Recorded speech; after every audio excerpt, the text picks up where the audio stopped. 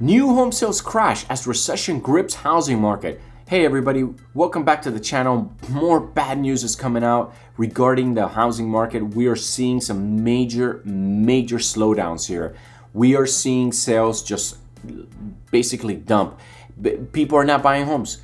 Okay, and homes are sitting longer in the market. Now here's the caveat though. We still have super high inflation and we still have super low supply. So even though houses are staying in the market longer, that is a good thing.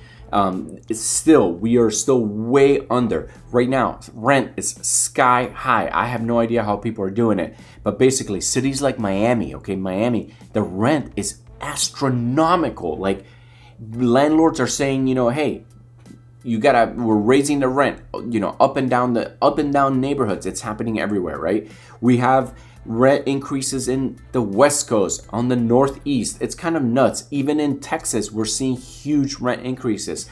How much can the society sustain right now? Well, we're about to find out, because you know what, the GDP report is coming out somewhat soon. We're gonna see how much the economy has been growing.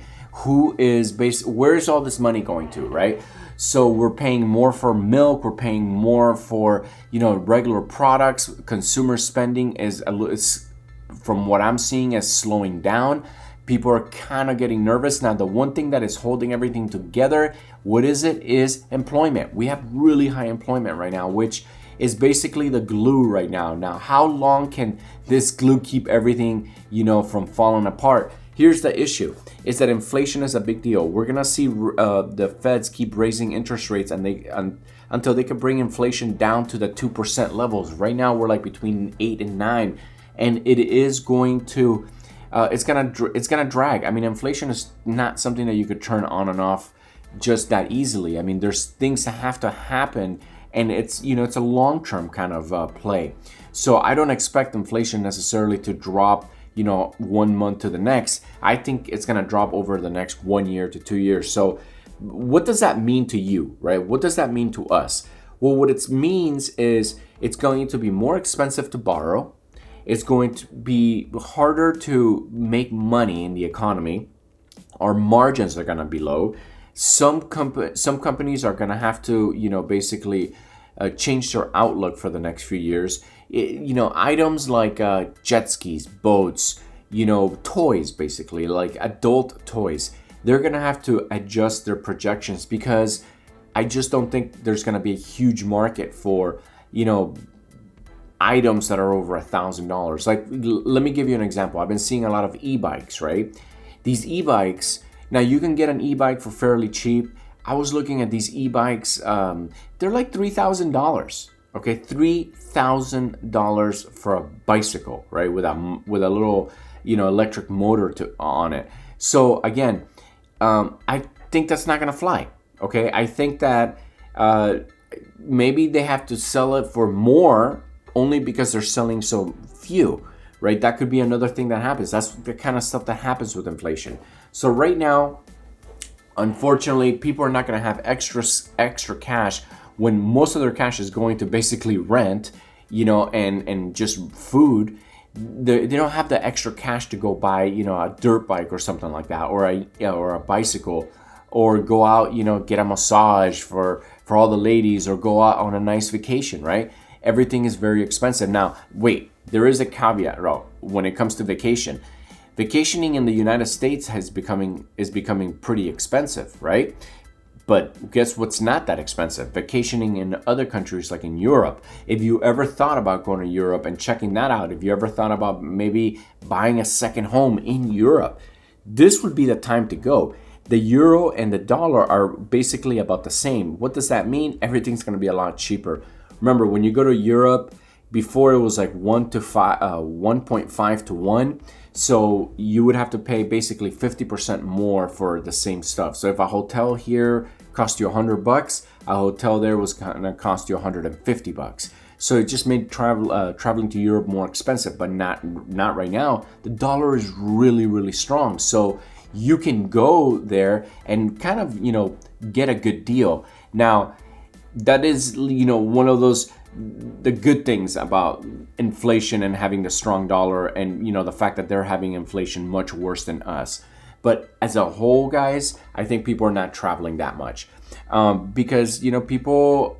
I think we're gonna see a big slowdown. That's my prediction. And here's the problem: that we're not just going to see a slowdown, like a natural slowdown, which is what we're starting to see, but we're also seeing like the Feds jumping in, raising the rates, and artificially slowing it down even more, because the Feds, they care about inflation, right? That's their number one job. They don't care about anything else. I mean, they don't want to send the economy into a crash, because then they know they got to print more money, which will then make the inflation even worse.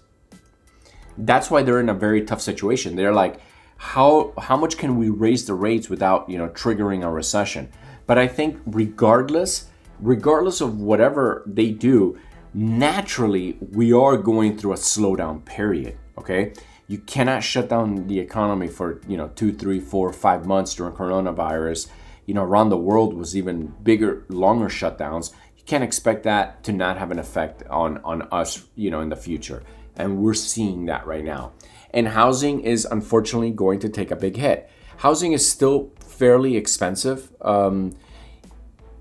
Just in general, it's again, it's not coming down fast enough, because I don't think that right now we have the supply to make it drop really fast. But it is definitely slowing down. Now, if you're thinking about buying a house, my suggestion, my opinion is, take your time. I mean, I would wait a little bit. I think January, February, April, March, March, April, I'm sorry, we're gonna see better prices.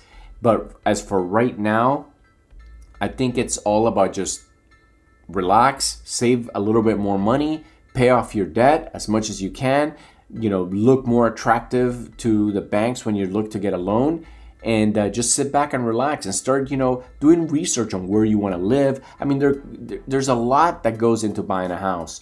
It's not like buying a car where you go into the dealer and you drive home with the car a few hours later. It's very different than that. So it's a very emotional decision, and you got to see yourself living in that neighborhood at the end of the day, right? It's a big deal. So again, everything is kind of moving really, really fast. We really need to keep our eye on the ball right here, guys, because the economy is going through some turmoil. It really, really is.